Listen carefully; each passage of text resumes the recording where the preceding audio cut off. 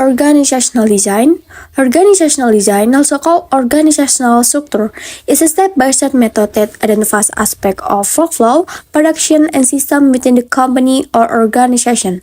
This method always business to evaluate their practices and find better and more effective way to achieve the company's goals. The organizational design process can help a company in a variety of ways, including creating a hierarchy of leadership.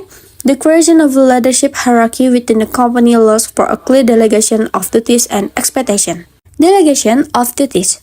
A business organizational design might allow a company to split into departments and teams to make management duties easier and more efficient to implement. Discovery of ineffective aspects. Organizational design can help identify aspects of a business that are not working as effectively as expected, which can help the company leader understand what they may need to change. The elements of organizational design. So, management teams consider the unique elements of organizational design in order to craft the best plan for their company.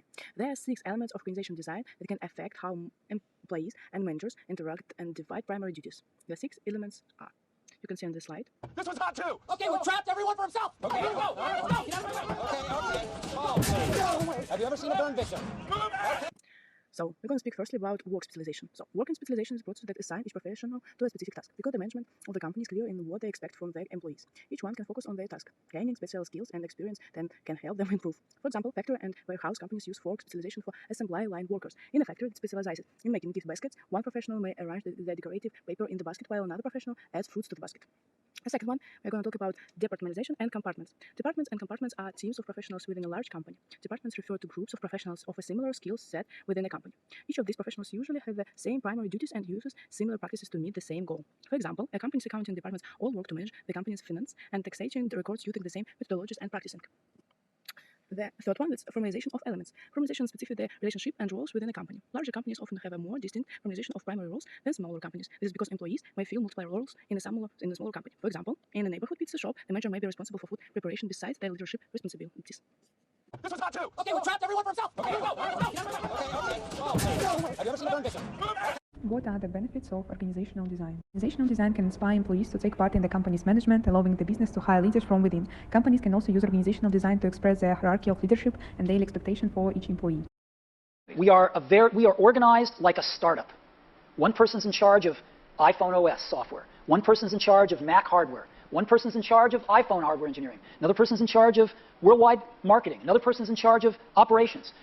We're organized like a startup. We're the biggest startup on the planet. And we all meet for 3 hours once a week, and we talk about everything we're doing, the whole business. And there's tremendous teamwork at the top of the company, which filters down to tremendous teamwork throughout the company. And teamwork is dependent on trusting the other folks to come through with their part without watching them all the time. Implementing an effective organizational design may include increasing workplace morale and customer service, high production levels, and lower costs. What are the benefits of organizational design? Organizational design can inspire employees to take part in the company's management, allowing the business to hire leaders from within. Companies can also use organizational design to express their hierarchy of leadership and daily expectation for each employee. We are organized like a startup.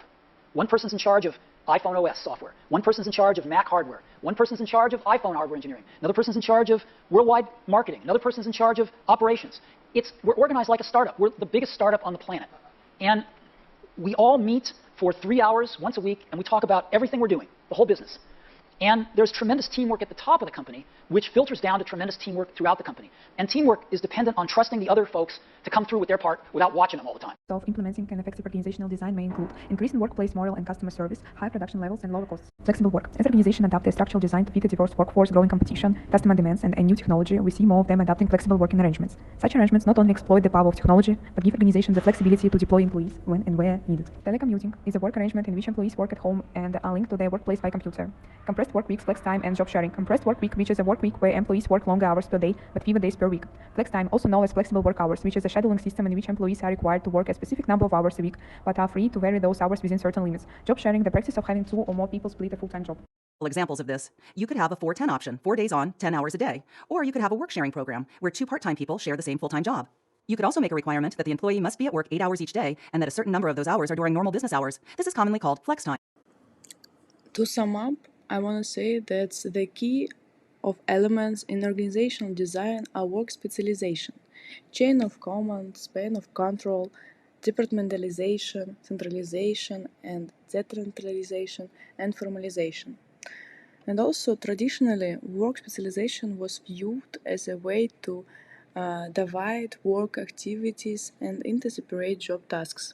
To today's view, that is an important organizing mechanism, but it can lead to problems. So the chain of command in its companion concepts authority, responsibility, and unity of command were viewed as important ways of maintaining control in organizations.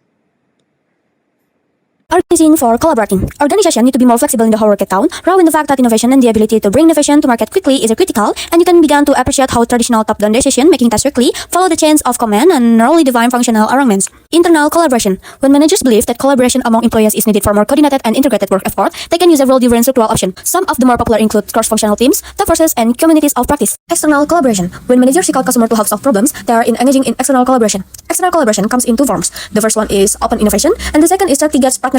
Each of these can provide organization with needed information, support, and contribution to getting work done and achieving organizational goals. Contingent workers. Contingent workers are temporary freelance or contract workers whose employment is contingent upon demand for their services. We're going to talk about four types. So the first one will be about organization eliminate full-time jobs through downsizing and other organization restructuring. So they often rely on a contingent workforce to fill in as needed. The second one is the one of the main issues businesses face with their contingent workers, especially those who are independent contractors or freelancers, is classifying who actually qualifies as one. The third one is another issue with contingent workers in the process of recruiting, screening, and placing these contingent workers where their work skills and efforts are needed. And the fourth one, as with full-time employees, it's important that the manager have a method of establishing goals or shadows and deadlines with the contingent employees. No, God! No, God, please, no! No! No! No! Organizational design is a process that defines a company's leadership practices and hierarchy. A company's organizational design can affect its workplace culture, efficiency, workplace relationships, and production value.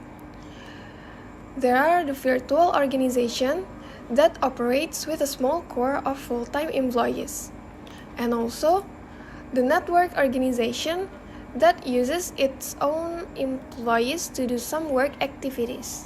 4. Centralization and decentralization. Centralization and decentralization refers to the senior levels of employees who can influence company decisions. Each company rests somewhere on a scale of centralization. For example, with centralization, some companies give the senior levels of professionals complete influence over the decision-making process, while with this decentralization, a company may seek the input of lower-level employees as well. 5. Span control. A leader can be more successful when they manage appropriate amount of employees. Span of control is an element of organizational design that accounts for the number of people, leader, supervisor, and the tasks they handle. For example, the acquisition department of publishing company is likely to have a large volume of incoming book pitches. If the department employs many readers to accommodate this demand, the department may need multiple managers to monitor and guard the readers' work. Next, we are talking about organizational design challenge. Many of today's organizations are finding that the traditional hierarchical organizations are not appropriate for their integrally dynamic and complex business environment. The example, A. Keeping employees connected. Today's managers face the major challenge of keeping their employees connected to the organizations, and since these employees are often situated in widely dispersed locations and are constantly moving.